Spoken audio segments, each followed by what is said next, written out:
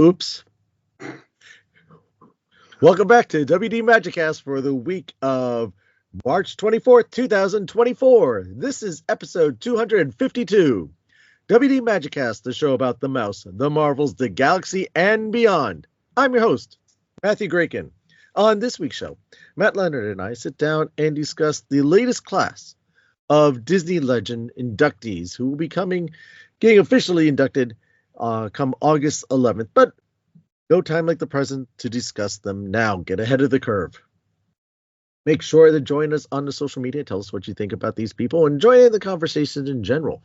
Or any ideas, suggestions you may have, find us just about everywhere at WD Magicast on X, Twitter, whatever you'd like to call it, Facebook, Threads, Instagram, TikTok, YouTube. We are out there. You can also catch this show on streaming on YouTube. You can listen there as well. And while you're at it, check out our TeePublic shop and help support your podcast there. Get yourself some cool merchandise, some shirts, hoodies, onesies for babies, coffee mugs, and a whole bunch of other stuff. A lot of fun things there. Check it out. Make sure. And again, like I said, help the show out.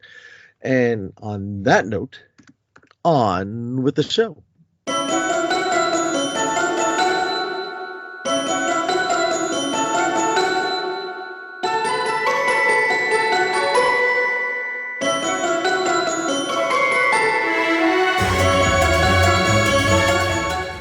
So I said in the introduction, we are discussing the latest cast of Disney Legends to be introduced, and it is quite the interesting lineup. My parents this morning, when I was telling them what we were discussing, said to me, "Oh, it's probably no one I've ever heard of." And I said, I listed about 3 names off the top of my head, and they go, "Oh, we actually have heard of those people." But they didn't know who one of them was, and I was rather disappointed. But I told them what that person had done, and they said, "Oh, well, we do know who that person, we do know what they've done, but we don't know who the person is." And speaking of people that we don't know who he is, straight from feeding a plant in a pet shop, and I won't tell you what he was doing with his hand inside a plant in a pet shop, Matt Leonard has joined us to educate us on these legends, a legend in himself. Thank you. Thank you for coming. I was going to say something clever, but I couldn't think of anything. So this is going to be an interesting show. I got no clever thoughts. Well, that's it, folks. Have a good one. Good show. It's a good show. Good night, everybody. Say good night, Dot. I was going to say something about enjoying a can of beans and nobody knows who I am, but that's such an obscure reach for a reference that that's something seriously for the diehard Muppet fans who are listening. Oh, I was thinking of a completely different show with that one. Okay. Yeah, no, it's a reach for a reference. That's seriously for the 5 people listening who are. Beauregard? Yes. No, it's a Frank Oz quote. It's a Frank Oz quote. Oh, okay. Enjoying a can of beans. The nice thing about being a puppeteer, you can go to the can of beans. You can go to the store and get a can of beans, and nobody knows who you are. But the problem is that when you go to the store and you want to buy a can of beans and you want people to know who you are, it's very frustrating. It's a whole quote that he has. Okay. In one of the documentaries. Oh, see, here I was thinking Animaniacs, like you mentioned before. We would like to take a survey. Do you like George Wendt movies? Do you like beans? Do you like watching George Wendt movies while eating can of beans? I work with a woman who talks like that. She sounds exactly like that. And every time I work with her, it's all I can think about is, would you like to take a survey? Do you like beans? Do you like George Wendt? Would you like to eat beans with George Wendt? Do you like to go to the movies with George Wendt and eat beans? Do you intentionally keep her off the register or put her on the register for that reason? She's on the register all the time, and I have no choice but to sit and listen to her. But oh my goodness! But it makes me laugh every time I hear her. So yes, Legends. Let's talk about legends. That's it. Upcoming legends, deducting legends. I'm surprised a few of these weren't there are 2 here that I was very surprised were not already Disney legends. I thought they would have been. It's a number of them have come around from the Fox acquisition, which it's fair enough for me at this point. Yeah, but I mean the Fox acquisition was 5 years ago. So. Right. So at this point, And actually, honestly, the two that I'm looking at go further back than the Fox acquisition. So, yeah. That's true. But it's I can't like deny just about any of them. Yeah. As I mentioned, that let's see, August 11th, they will be introduced. This is part of the D23 celebration, the Ultimate Fan event. It will be hosted by Ryan Seacrest. Surprising he's not in this list himself. And he will, I think it's actually going to be live broadcasted. Oh, is it now? That's what I'm thinking. Oh. I'm not seeing anything official on that. Well, it's a little. It's early. Yeah, but I have a feeling that we'll be able to watch some of this. But yeah, should we just read off the whole list, or should we keep them in suspense and as we talk about them? It's your show. You decide. You do what you want to do. All right. So we got the likes and talents of Colleen Atwood, Angela Bassett, Martha Bandling, James L. Brooks, James Cameron, Jamie Lee Curtis, Miley Cyrus, Steve Ditko, Harrison Ford, Mark Henn, the one and only Frank Oz, Kelly Ripa, Joe Rohde, and last but not least, John Williams. So that's just a lineup right there. It covers all different aspects, from costume design to animation to Imagineering, acting, composing. And I love the fact that when they do these, it doesn't just they don't just limit it to like directors and actors. The fact that you've got Imagineers on the list, that you have parks and resorts people on there, that you have costume designers, that they really animators, that they really do try to reach. It is mostly actors and directors, but they really do try to reach the corners of the Disney empire. You know what I'm saying? Yeah, the fact that there's a couple of people that sat at a desk and their main contribution was drawing things. Right. You have another man someone that was between directing and having his hand up some felt. So, someone just a costume designer, someone whose primary job was working at the parks and worked their way up from working in the parks. So, writers. Yeah. Someone who does a little bit of everything. It is. It's an interesting list. And the one that kind of surprised me that hasn't already been nominated was, for me, was Harrison. How come Harrison Ford wasn't on there? But I was thinking about, he really hasn't done anything for Disney until becoming part of Disney. Well, but I think isn't Carrie Fisher is a legend, isn't she? And I think both Mark Hamill and Carrie Fisher are. I think so. I think he's actually one of the last of them. Like the holdout. Yeah. Who would you like to discuss first? I'll discuss anything you want. I will discuss anything you want. It's your show. Okay.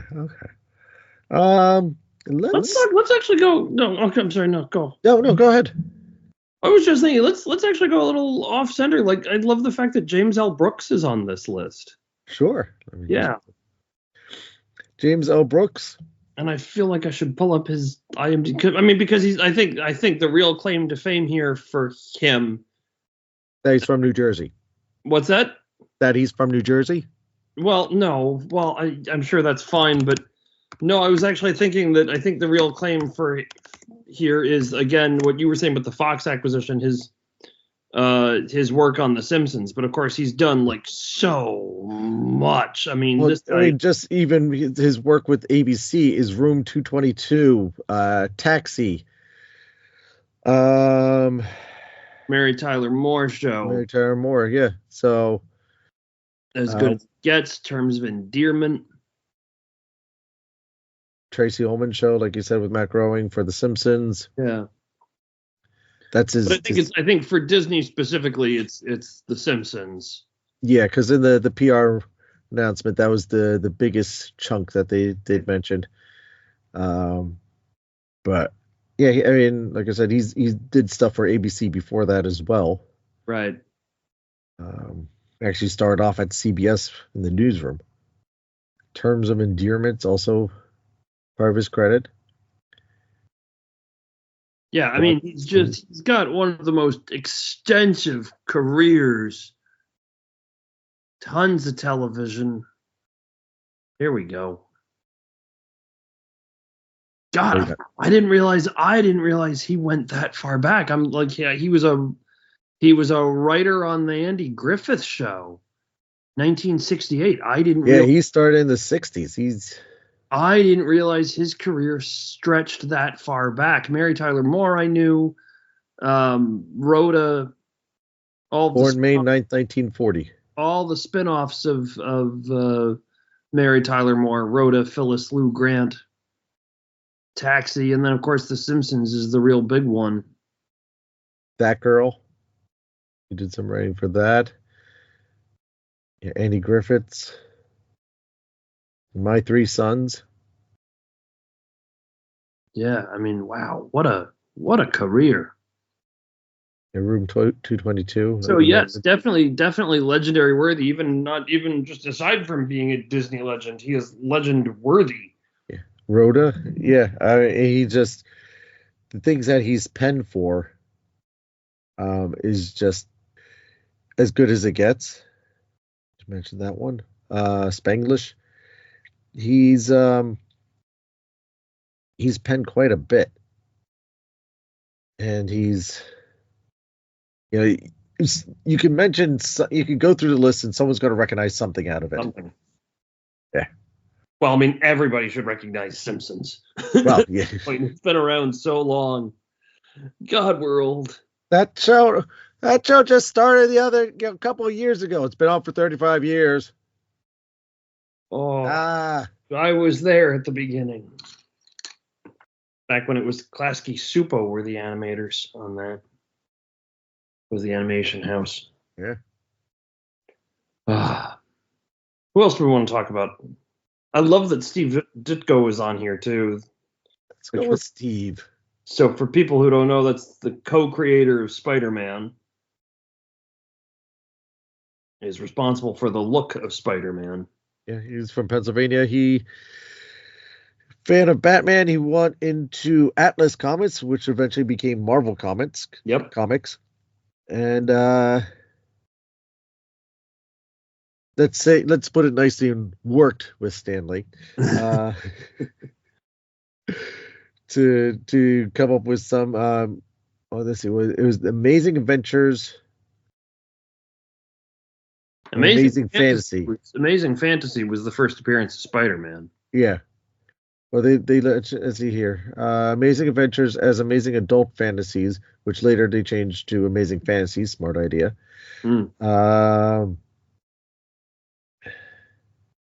Which he created. He introduced Spider-Man in that. The look of Spider-Man, I think I love the characteristics of it. He also redesigned Iron Man's armor to the popular red and gold design. He helped create the transformation of Bruce Banner into the Hulk. And again, it's just nice to actually acknowledge, Doctor Strange. Yeah. It's nice to acknowledge, the artists, the people who are responsible for the look of the character. Yeah. It's a character who is instantly recognizable. He's one of the most popular superheroes, He's one of Marvel's top characters. Easily. He also helped co-create Speedball and Squirrel Girl. Well, I mean, not even just Marvel. I mean, just in comics in general, he's just as recognizable as Superman or Batman. He's up there. Yeah, he's one of your most... Who's just known. There's a reason why Sony went after that IP for Yeah. their movies. So again, it's nice to give him credit for his achievements. Right. Because he's not a Stan Lee that most people know Stan Lee when it comes to comic books and stuff. Right. But when it comes to Steve Ditko, okay, who's this guy? So he's not as a household name. Mm. If you're a more procured fan, then yeah, you're gonna recognize him. You're gonna kind of know who he is. But and you'd recognize his contributions. But it's nice that he's getting the recognition that he deserves. But talking about Colleen Atwood, let's touch on her for a moment. Let's talk about her for a moment. So she is, and again, like you were saying, that they're giving credit to kind of all different angles and stuff. Costume design. So, and primarily best known for, she does a lot of work with oh, I forgot his name already. Tim Burton. Yeah, I see Dumbo on there. All the way back to Edward Scissorhands. Wow. So she started with him early. She's from the Seattle area and got into the fashion world, and got she also did some Broadway work too. Yeah. Some Ragtime on Broadway in 1981. And that's where she met a couple of people that got her into the film. That's where she ended up meeting Tim Burton. Yep. So I see other Burton, Big Fish, Planet of the Apes. I see on there. Beetlejuice, Through the Looking Glass, Lady and the Tramp, Little Mermaid. So again, a lot of some good credits there too. 13 films that she's done with Burton. Wow. Yeah, and she's actually done, let's see here, over 50 films and TV series that she's done costume work for. Again, nice that they are recognizing someone that would not be a typical person, a typical industry area that you would. That's somebody you would think of. Right. Who else we want to talk about? Let's see. Should we talk about Martha? Martha Blanding? Sure. Yeah, let's talk about Martha Blanding for a moment. Mark off. I'm going to hang on. I've got my little. Go ahead and talk. I'm now talking to myself. Okay. Well, tell him I said hi. Troublesome. So she started off working at Disneyland as a hospitality cast member.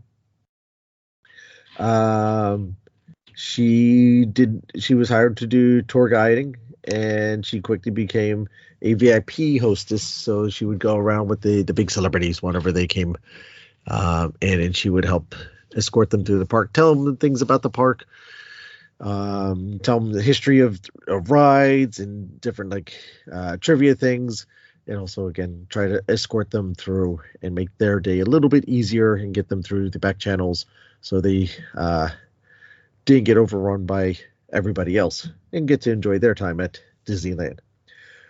From there, she also made her way up into the retail sector and merchandising, candy, film buying. She did that for a long time. She was many times one of the first Black women to be in those different roles in Disneyland. And she also started, let's see here, a special group.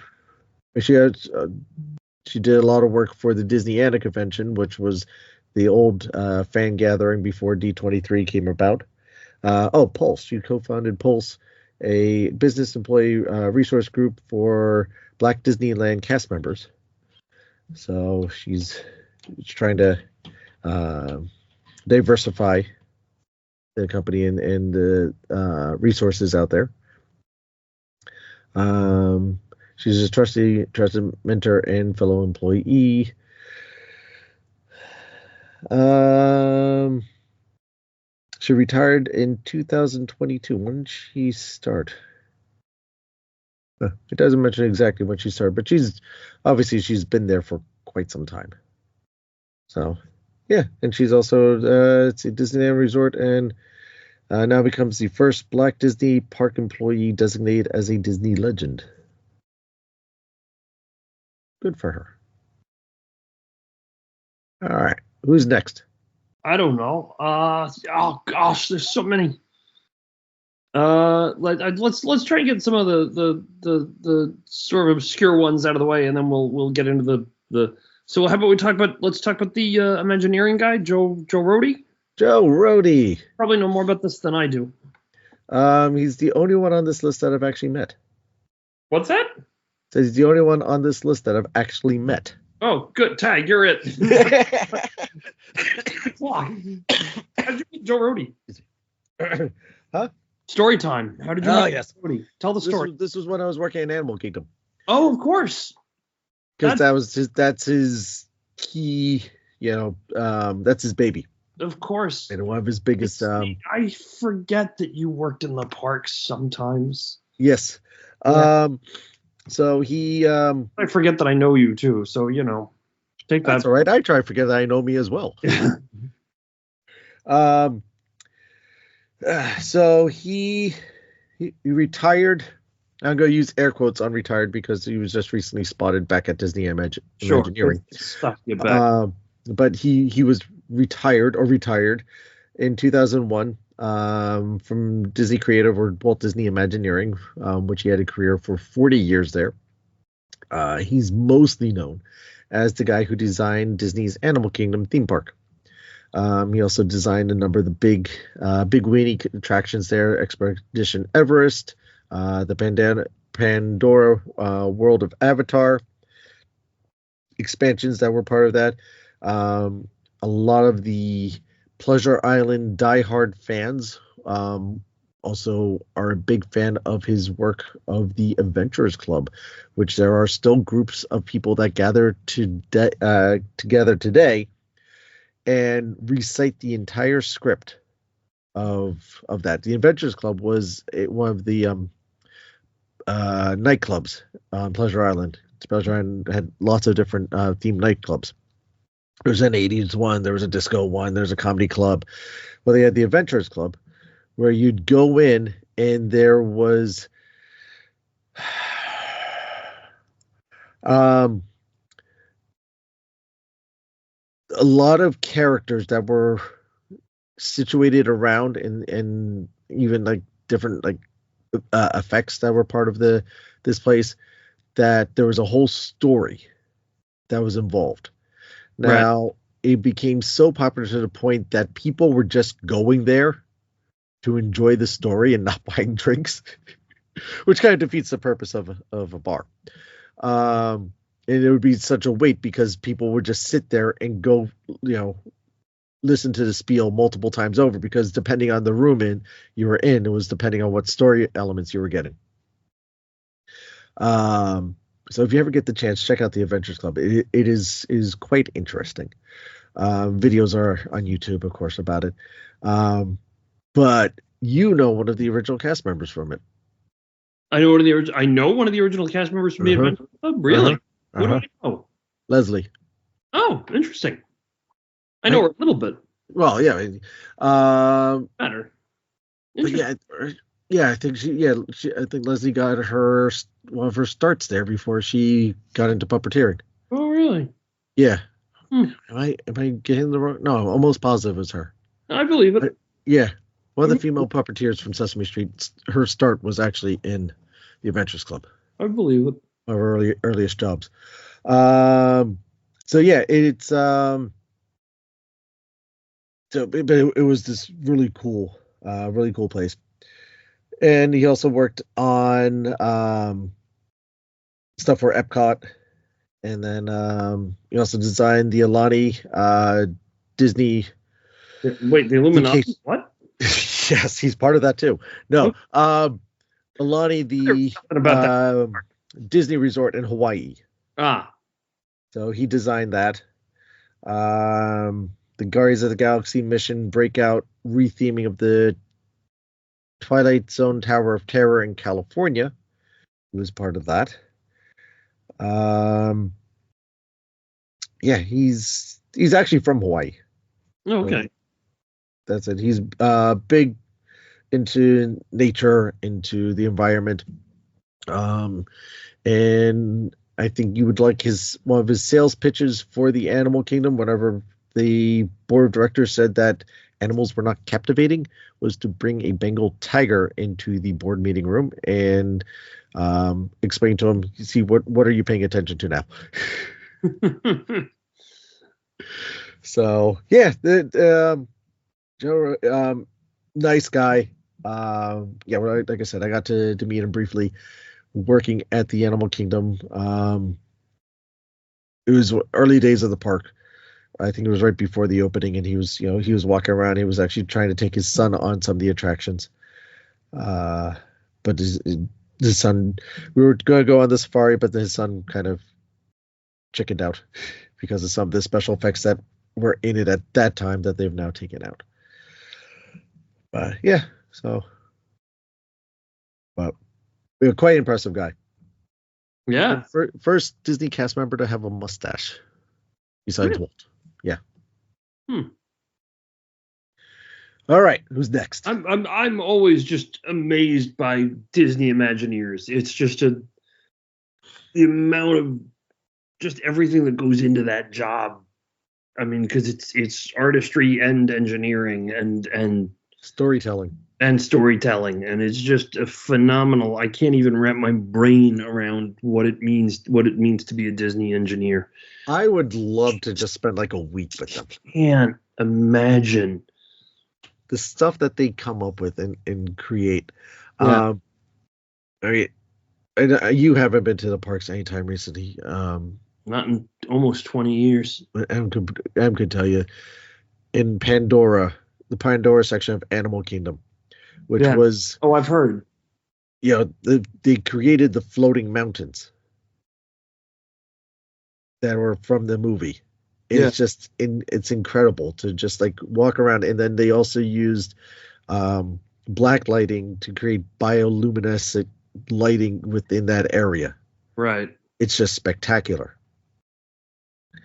So the stuff that they come up with, and a lot of that is James, taking James Cameron ideas off the film and then trying to create it in real life, and that just to be able to do that. And I remember when they were talking about this, like, how are we going to create floating mountains? Because that's just part of this, and how do we do that? And they did it, and I know how they did it, but even just knowing how they did it and then seeing it, you go, that just can't be. It defies nature. But they did it, and it's spectacular. Shall we move on? Moving right along. Let's talk about animator Mark Henn. Yes. Let's. I mean, you look at it, this is another one where I'm looking at his credits. I mean, he went literally from being an uncredited animator on Fox and the Hound to straight up animating Mickey Mouse in Mickey's Christmas Carol. I mean, that's kind of a big promotion to take. Like, you're uncredited in this, and now, by the way, you're animating the face of the company. Yeah, we're taking you from a movie that didn't do so well to entrusting the icon of the company. But then you look further down his list, and it's like a who's who of Disney. He was the lead animator on Ariel, on Belle, on Jasmine, like literally the first, your three Disney princesses of the Renaissance, young Simba, Pocahontas, Mulan. Yeah, I mean, he's literally all of the princesses from 1990 moving forward. My gosh, what a career. Big Hero 6, he did the 2D. He does a lot of the 2D work for the movies. Like in Moana, he did the 2D animated Maui that was on Maui. Right, the tattoo. Right, which I'm not sure people realize that Maui is a CGI 3D image. Right. His tattoo is a 2D hand-drawn image. It looks so awesome too. It works so well, but it's so seamless you wouldn't realize Yeah. that it is completely separate. So it wasn't there when they were animating it. It works out brilliantly. Right. Oh, I love that scene. He was lead animator in the hula dancers or hula dance section in Lilo and Stitch. Yeah. Which is a beautiful segment. It's been a long time since I've seen Lilo and Stitch. I remember that. I remember showing it and telling you should watch this. I know. You handed me and you were like, you need to see this. Otherwise we You're can't. Like, fine, I got a couple of minutes to kill. That was literally what the conversation was. It's exactly what it sounded like. Then he came back and go, I wasn't expecting that. I liked it. Haven't seen it in a long time, but no, but you've seen the creator's other work. Yeah, I've seen a lot of the creator's other work. Yeah, as we've established. Yes. But again, the lead characters in Great Mouse Detective, did the lead characters in Oliver and Company. I have to go back and watch that again. I haven't seen Great Mouse Detective in too long. I was going to say Oliver and Company. I want to go back and rewatch. I've watched that a few times recently. I still like that. I still enjoy that movie, and for me, it still holds up. Yeah, Puppeteer. My God, I'm so tired. Why are we doing this? Animated Bernard and Bianca for the Rescuers Down Under. I mean, yes, this man. Why wasn't this man a Disney legend sooner? Yeah. What's taking them so long? You did work on the Roger Rabbit shorts. Thank you. Yep. Young Simba. Mulan. A lot of my favorites. I want to see. He's got one. There's one listed here. How to hook up your home theater. It's a goofy how-to short. I desperately want to see that now. Oh, you haven't seen that one? I don't think I have. No. That was one of their most recent how-to shorts. Well, yeah, 2007. So. Yeah, that one's. There's a really relative term there, my friend. Well, there isn't too many. I think after that they could think of. Didn't they do one during the? I feel like there was. They did another one during COVID. Yes. Yeah. I don't remember what it was, but I think it's on. I remember seeing that one. Yeah. I remember watching that one. If you remember what it was, write in and tell us. Was it funny? Even did some animation work for Saving Mr. Banks. Yeah. Big Hero 6, which is another fantastic movie. Oh, here we go. Goofy, How to Stay at Home. Oh, is that what it is? Yeah. There we go. He was supervising animator on learning how to cook. So, and even got to do some work in Oswald the Lucky Rabbit and credited for work with Once Upon a Studio. Sure. The anime short. For that, they brought everybody in for that. It was Old Home Week. It was like everybody they could round up. So, yeah, why isn't he already a legend? Don't know, but finally. There's a couple. Well, you see, I was going to talk about this later, but see, it also, yeah, I don't understand why Jim Cummings is still not a Disney legend. That's another one who, the voice of Pooh Bear. I thought the year that Christopher Robin came out, they were going to make him a Disney legend. And, yeah. I want to say maybe if that film did better in the theaters, maybe they would have, but. He needs to be inducted. Yeah, he's definitely, with the amount of work that he's done. Yeah, well, I mean, just Pooh and Tigger alone. Why isn't Tigger, Pete? Well, yeah. I mean, it's a huge list of Darkwing Duck, and I mean he was on like literally all, with the exception of DuckTales, he was involved. He was a lead character on all of the original Disney animated. Lead character on Gummy Bears. He was a lead character on Rescue Rangers, or he was the villain. He was both of the villains, and he voiced Monterey Jack for a while.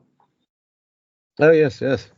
And literally, there's an episode of Tailspin where he's like 90% of the show. Well, he was Don Carnage, right? Yeah. Yeah, because there's one where there's and we've talked about this on the show before. There's an episode where, and I can't think of the name of it off the top of my head, but it's Don Carnage kidnaps Louie's Aunt Louise. And party ensues. And Jim Cummings literally plays Don Carnage, Louie, and Aunt Louise. And he's doing probably a good 85% of the lifting on that show. He carries the entire show. Chuck McCann and Ed Gilbert and some of the others are sort of vaguely there and have bit parts, but it's the Jim Cummings show, and it's fantastic, and it's a funny episode too. I mean, it's a brilliantly funny episode, and Jim is fantastic in it. But why isn't Jim Cummings a Disney legend? Hopefully they'll wake up eventually. But speaking of waking up, let's talk Miley Cyrus quickly. Yeah, let's talk Miley Cyrus real quick. Hannah Montana. Yes, it's starting off on Disney Channel with her father, which maybe she doesn't want to talk about at the moment, on Hannah Montana. And then going on with the songwriting and some voiceover work.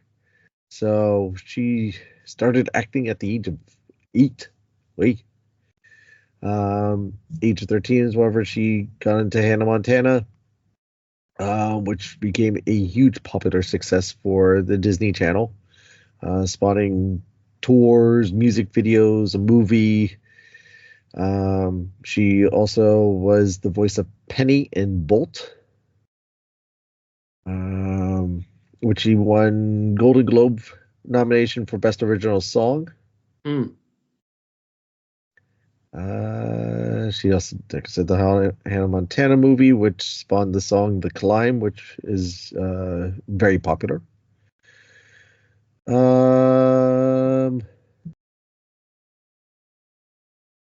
At the age of 31, Miley is now the youngest honoree ever to be named a Disney legend. Oh, well, yeah, I was just thinking about that. The fact that she's a Disney legend at such a young age. Yeah, I was thinking that too. And I say that without judgment, but no, yeah. Her show. Let's see here. You mentioned that 2007 series of Hannah Montana had 10.7 million total viewers, which I'm thinking is pretty good. Yeah, I would like 10.7 million total viewers.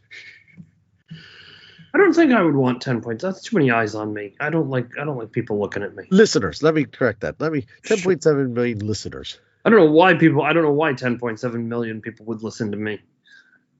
I don't know why one person listens to us. I listen to you. Do you though? Well, you hear me. I hear you. Yeah. I know which one you are. You can pick me out of a crowd if forced to. If someone offers you a sandwich or a bowl of cereal. But the problem with that is then I have to acknowledge that I know you. And no one needs to acknowledge me. No. I have to acknowledge publicly that I know you. Let's move on to Kelly Ripa. Okay, there we go. You can acknowledge her. Also from New Jersey. Is she? Yes. Really? I think so. Where? Does it say? No, it doesn't say in the PR report, but hold on. Oh. I'm almost positive. She's from New York or New Jersey. I think she's a Jersey girl. I'm almost positive. What do you think? North Jersey or South Jersey? Before we look this up, you think she's a South Jersey girl? I would say North. Camden. Oh wow, yeah, you're right.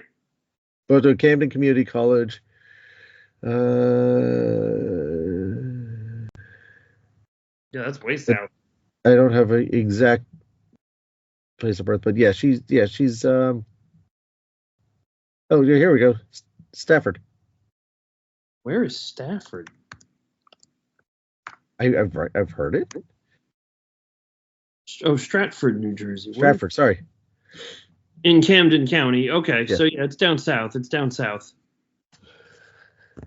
She's a Southern girl. Southern Belle.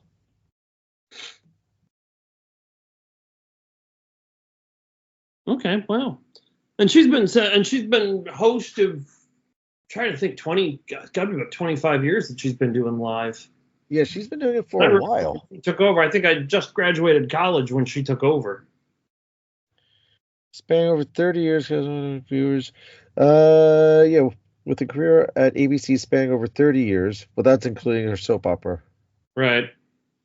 And then she had a short-lived sitcom with Faith Ford, Hope and Faith. Yes, Open Faith. Hope and Faith. With Ted McGinley.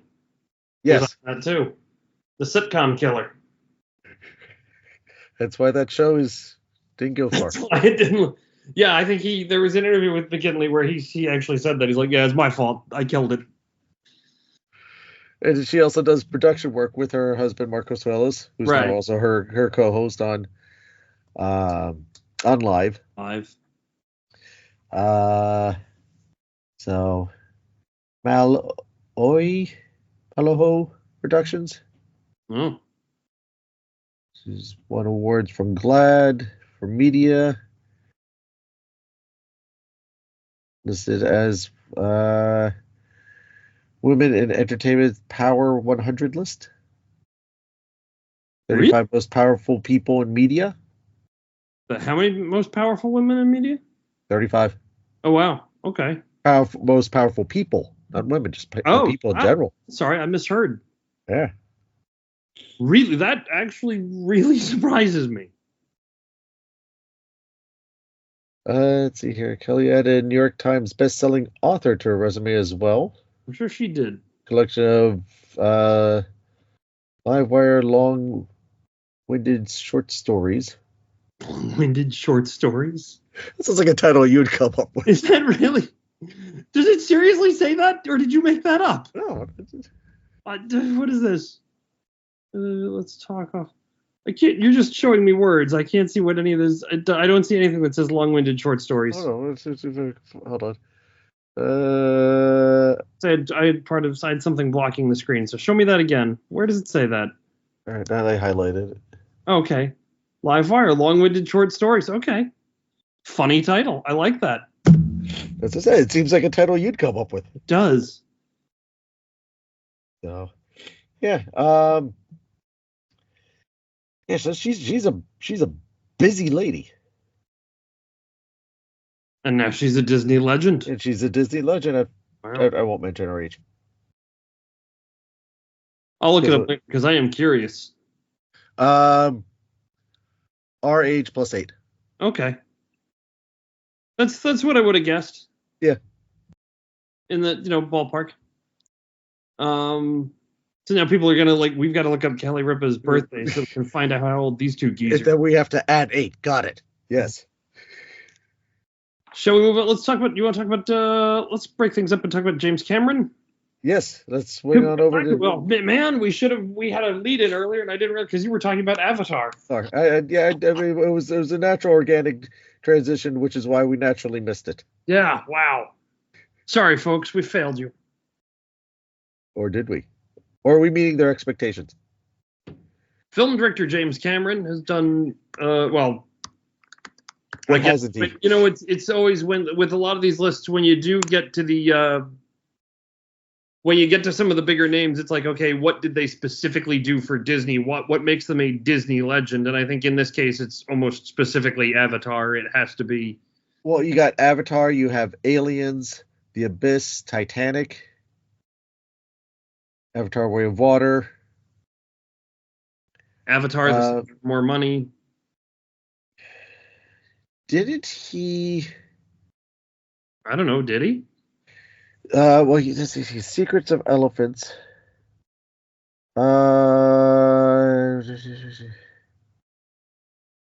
His early days, didn't he?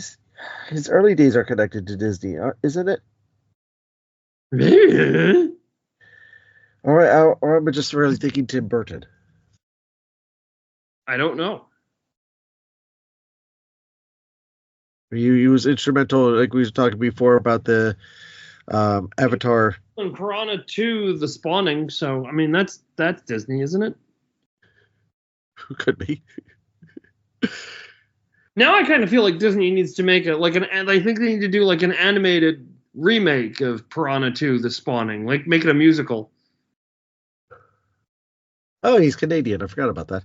Oh, who isn't? William Shatner's Canadian. I feel like somebody else. You mentioned somebody else was Canadian earlier. Who were we talking about? That you said was from Canada. Who on this list is from Canada? What? Let's see. No, I mentioned two people from New Jersey. Oh, which is close to Canada, but not exactly. Hey, remember when I told you that I listened to you? Apparently, I don't. No, I feel like didn't we talk about Canada earlier on the show? Isn't James Brooks Canadian? No. I don't know. Never mind. What were we talking about? We were talking about James Cameron, who did amazing work on Terminator. Yeah. We should thank him for that. Like I said, Aliens. Well, I mean, his work on Terminator, that's really the start of that sort of jumpstarts the digital animation age. I don't think you would have had Jurassic Park if you hadn't had Terminator. No. And there's no way, and you wouldn't have had the Star Wars prequels without Jurassic Park. So there's a line of lineage there. Yeah, he's got a lot of stuff as far as the Aliens and the Terminator movies that he gets credit for. Some like honorary credit, I would have to say it's. Oh, he's creator of Dark Angel. Yes. Which gave us Jessica Alba. Sure. We should definitely be thankful for that. Let's see here. And Titanic. Was director on Titanic. Yes. Which I don't have to be as thankful, do I? No. Though Abyss was good. He's responsible for the Titanic. Yes. He's solely responsible for that. Oh, Rambo? Wait, no. Rambo the arcade game. Of course. Well, there you go. That is top on his list. Hey, everybody's got to start somewhere, man. This is true. So, James Cameron, and he's even more involved now since he's all, it's all part of the family. Since they're bringing more Avatar to California, I believe it is. So he's going to be hands-on on the new Avatar section that they are building there. But part of that, which is the important part also with Avatar, is his contributions to the environment and conserving our environment. So, James Cameron. What a Canadian. To be certain. Shall we move on to Angela? Let's move it on. Yes. Miss Angela Lansbury. No, Angela. Is Angela Lansbury's got to be is she a Disney legend? She's got to be. I think she is. I want to say she is. I want to say she is as well. You tell me. I'm working on it. Hang on. I'll talk about Angela Bassett while you're looking. Troubles with my computer's being weird, so give me a second. You start talking about Angela Bassett, and I'll. Angela Bassett. I might talk to you eventually. She got her career start really in Boys in the Hood, where she portrayed a fierce queen. She started off as a mother. In that, as a single mother. And she's most now known for her portrayal as the Queen of Wakanda in Black Panther. But that's not to limit her credits. She was born in New York, eventually moved her way down to St. Petersburg, Florida, where she was admitted to the National Honor Society. She actually went to Yale as well, earned her Bachelor's of Fine Arts in African American Studies, and also a Master of Fine Arts from Yale School of Drama, where she moved after that to California. She has portrayed characters such as Coretta Scott King, Rosa Parks. She also got to play, best known for Tina Turner in What's Love Got to Do It with it. I forgot that was her. Yes. She has Academy Award nomination and Golden Globe for Best Actress, making her the first Black performer to win this category. She received 2 Emmy nominations for Outstanding Narration for National Geographic's The Flood in 2018, and Disney Plus docuseries The Imagination Stories, which is also really good if you haven't checked it out. Imagineering Story is highly recommended. Second Academy Award, this time for the Best Supporting Actress category for the role of Queen Rudama in Black Panther Wakanda Forever, which I think she did a fantastic job in, but she did not win the award for that. No. And let's see here. She's executive producer on the drama 911 and the voice of Dorothy Williams in Disney Pixar's Soul. Amongst many other things. Did you get an answer on Lansbury? My computer is being slow, but yes, she is a Disney legend. Hang on. I don't know when she became a Disney legend, but yes, she is. Okay, good. I thought so. Yeah. Trying to get my year. Oh, in 1995 she was inducted, so she's been well taken care of in that regard. Yes. Let's move on. Moving right along. Who should we talk about? Should we use that as a moving right along? Should we use that as a segue? That's a good. Are you ready? Are you ready for him? No, but we'll talk about it anyway because you just. Okay, go right ahead. This one's yours. Right, let's talk about Frank Oz is a Disney legend, and I was so happy and thrilled to see Frank on this list, and yet also slightly surprised to see Frank on that list. For people who don't know, Frank Oz is the puppeteer behind Miss Piggy, Fozzie, the original puppeteer behind Miss Piggy, Fozzie Bear, Animal, Sam Eagle, Bert, Cookie Monster, and Grover on Sesame Street. Puppeteered on the Dark Crystal. Co-directed the Dark Crystal. Has directed Muppets Take Manhattan, Little Shop of Horrors. What about Bob? I'm blank. The Dirty Rotten Scoundrels. Bowfinger. Muppets Take Manhattan. Muppets Take Manhattan. I mean, so many movies. Little Shop of Horrors. I said Little Shop of Horrors. And then, of course, was the puppeteer for Yoda in the puppeteer and voice for Yoda in the Star Wars movies. So whenever Mike Quinn wasn't performing him. Well, Frank was always the voice. Oh yes. In the Star Wars movies, and then puppeteered him. Was primary puppeteer except for one or two instances. Yeah. So I mean, it's great that Frank is, and it's also odd because I know I don't want to say the relationship has been strained, but I know that when Disney bought the Muppets, he went in and he pitched a movie to them, has offered to film ideas to them, and wanted to go in and work with them on Muppets and help them establish Muppets, and Disney said no, which was a disappointment. I would love it if this were perhaps a bridge towards working with Frank to do Muppets stuff. But we'll see. I don't know. Frank's not getting any younger.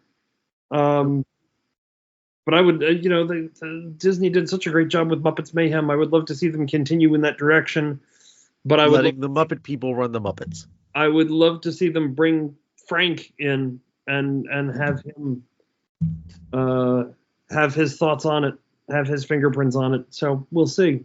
But I'm thrilled that he's on this list and that he is going to be a Disney legend. He certainly deserves it. Oh, I completely agree with that. Voice character. Oh, And he's done voice work in Monsters Inc., Inside Out, and Inside Out 2. And Inside Out. Yeah. Right. He's he's Randall's sidekick in, I can't remember, is it Fungus? Fungus, I think, is the name here in Monsters Inc. And then he and Dave Goelz have a very brief but very, very funny scene in Inside Out together. Do you know this? I know this because you posted it. Yeah. They're the two guards, and it's like a little 30-second thing about, that's my hat. What? No, it's my hat. It's, you can tell it's my hat because it's the sign and it says my hat. It's got a tag inside that says my hat. Right, it's got the tag that says my hat, so it's my hat. No, if it was your hat, then it would say your hat, but it says my hat. Or it's back and forth like that, and it's so funny. And apparently they literally just put Frank and Dave in a studio together for a couple of hours to riff this like 30-second bit, and they had like just hours of footage of the two of or hours of recordings of the two of them just back and forth doing little bits of business. They're gonna be back in Inside Out 2. I don't know if it's new recordings or if they're using something from 10 years ago, but I may have to go see Inside Out 2 just to hear the two of them.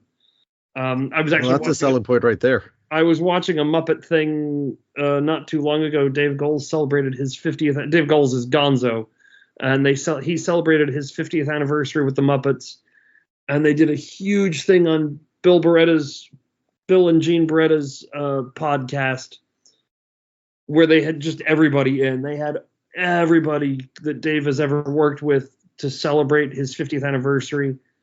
And they had the director of Inside Out, and he played some of the outtakes of Dave and Frank, and it was insane stuff. It was nutty stuff, and it was hysterically funny. So I'm very eager to hear the two of them in Inside Out 2. All right. And again, I'm thrilled that Frank is a Disney legend. I think, yeah, it's definitely well deserved. Yeah. All right, let's bring this into Jamie Lee Curtis. Yes, let's hit up Jamie Lee Curtis. Queen of Scream, but yeah, Scream Queen. Got that backwards. John Carpenter's classic Halloween. Yeah, I feel True Lies. We missed another. I think we missed another really good lead in there, which is The Haunted Mansion. The Muppets Haunted Mansion, her Haunted Mansion. Here we go, because Jamie Lee Curtis was in True Lies, which was directed by James Cameron. There we go. See, this. I'm not going to say this is our worst show, but it's the show we're definitely the least prepared for. And I actually did research for this one. 4. That's what happens when I get an allergy attack. You have to postpone things. Yeah. Jamie Lee Curtis. I remember the first thing I think I ever saw her in, there was I can't remember what the name it was. There was a sitcom she was in with the late Richard Lewis, who just passed away. What was anything for love? Anything but love? Anything but love. Was that it? Yes, where she played Hannah Miller. Yeah, and I remember 56 episodes from 89 to 92. Yeah, it didn't run that long, but I remember enjoying it. It was an enjoyable. They were cute. They had good chemistry together, on-screen chemistry together. And then it was like 4 or 5 years later, she was in True Lies, and she was like an action star. And it was so weird to see her go from doing comedy to being this action star in this sort of like sleeper hit, action Arnold Schwarzenegger movie that nobody was sure what to make of, a comedy action movie. Yeah. I mean, she really got to know, getting her started in the Halloween. I mean, she did stuff before that. She was in Charlie's Angels. Done a ton of stuff. Columbo, Hardy Boys, and Nancy Drew. Wow. What episode? Was she in a Columbo movie? She was in the TV series. One episode of. TV. Yeah. Wow. She was a waitress. I did not know that. She was a waitress? She was a waitress. Must have been like one of her first roles. Quincy M.E. is her first credited role. Okay, well, I didn't say it was her first. I said, yeah. But yeah, no. One of her first. Operation Petticoat, Charlie's Angels, Halloween. That's her big one. Well, yeah, Love Boat. And now Buck Rogers in 25th Century. And now she's Academy Award winning actress Jamie Lee Curtis, and well deserved. Escape from New York. She was the voice of the computer and the narrator. Really? Yeah. Interesting. Uncredited. Oh. Trading Places. Oh, right, with Dan Aykroyd and Eddie Murphy. Yes. Yeah. I forget that she's in that. It's been a long time since I've seen that movie. Fish Called Wanda. And Frank Oz is in Trading Places. Yes. Yes, he is. Because he's in a bunch of those old John Landis movies. John Landis loved putting him in. He's in Spies Like Us. He's in The Blues Brothers. He's in Trading Places. And then so when Frank did Muppets Take Manhattan, John Landis is in Muppets Take Manhattan. Spinal Tap Reunion. My Girl, True Lies. Ellen's Energy Adventure. That's right. She was in Ellen's Energy Adventure. Bringing it back to Disney. That's took over the Energy Pavilion, which had Ellen on Jeopardy play against Stupid Judy Peterson, who is played by Jamie Lee Curtis. And assisted by Bill Nye the Science Guy. Oh. Who teaches her all about energy. Fierce Creatures. Fish Called Wanda. Yep. Yeah. Mentioned that one, yes. Oh, I missed that. Rudolph the Red-Nosed Reindeer and the Island of Misfit Toys. Freaky Friday.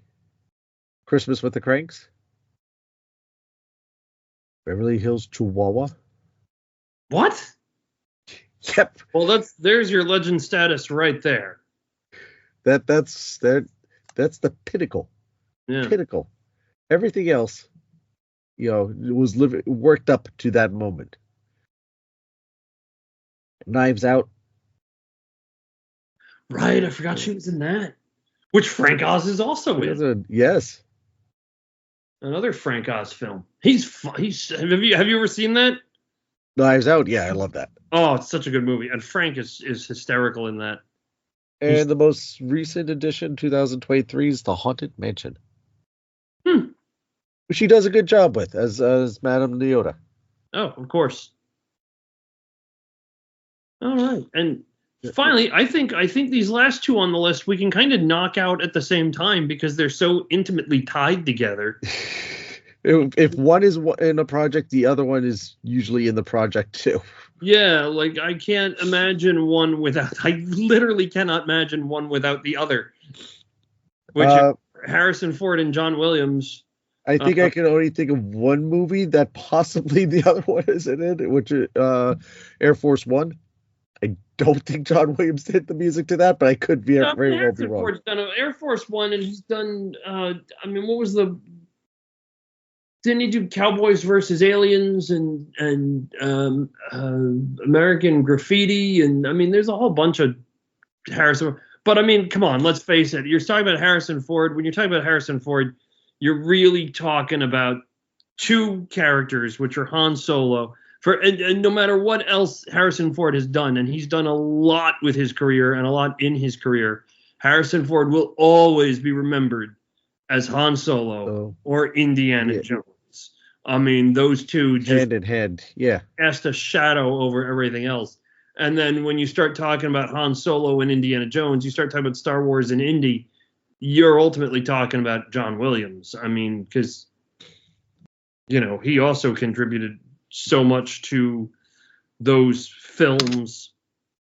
You could go back to Blade Runner, Patriot Games, Fugitive, Clear and Present Danger, so many other things. But like you said, the iconic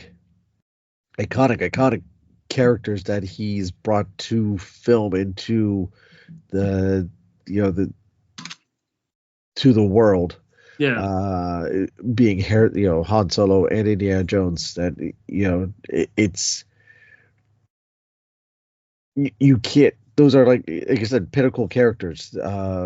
He's now going to be joining the MCU as taking over as Thunderbolt Ross, Ross. which that should be interesting. Mm. But yeah, he's an iconic actor. And getting his due there, and John Williams, just you hear his music, and you kind of instantly recognize it. Yeah. Yeah. I mean, Indy and Star Wars will be probably the two that he's most known for. But again, Jaws, Harry Potter, Superman. I mean, so much that John Williams has recorded. And I forgot he did Harry Potter. Yeah, Jurassic Park. God, what a beautiful score that is. Oh, that Jurassic Park is, even though you've never seen it, but the score just lends itself so beautifully into some of those scenes. Yeah.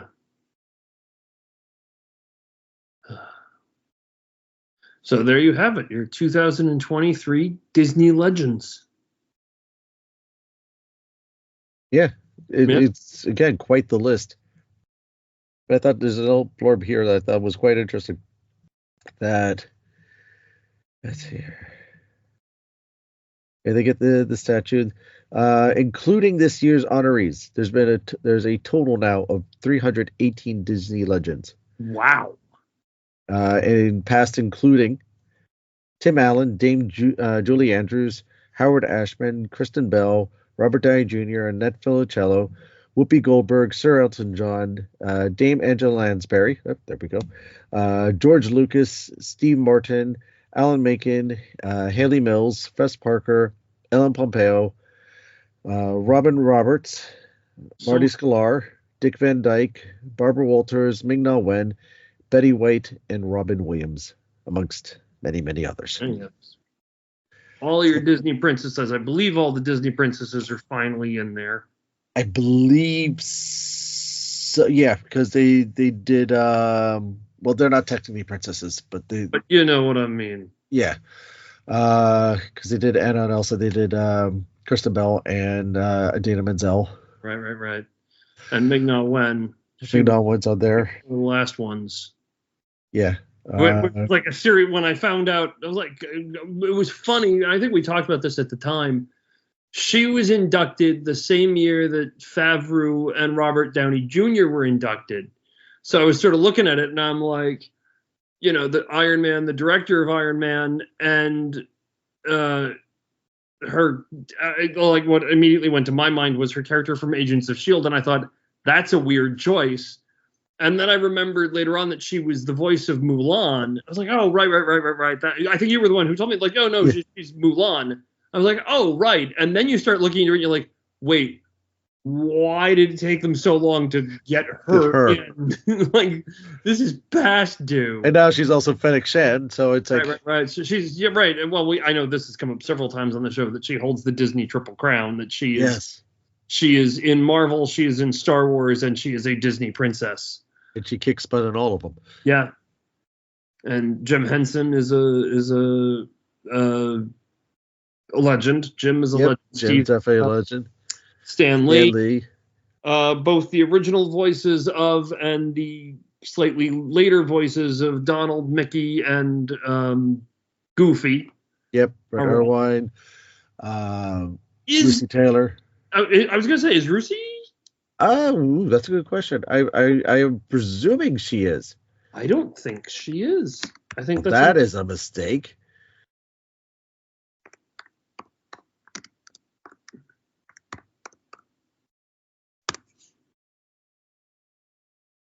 Yeah, no, okay. She is? Okay. She is trying to come up with what year she was. She was inducted in 2008. Okay. Good. She's been there for a while. Okay. Yeah, I got nervous about that one.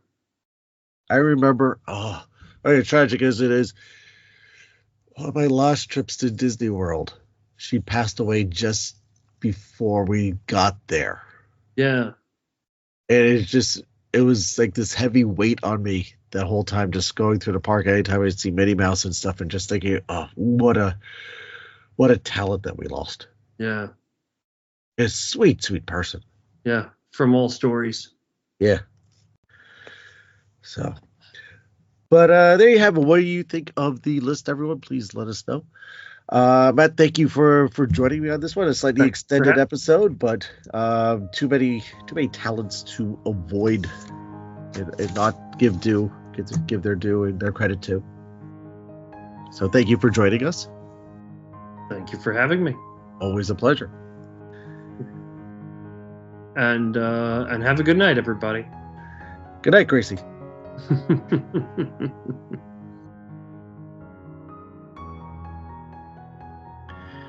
Again, make sure to join our social media. Find us just about everywhere at WD Magiccast.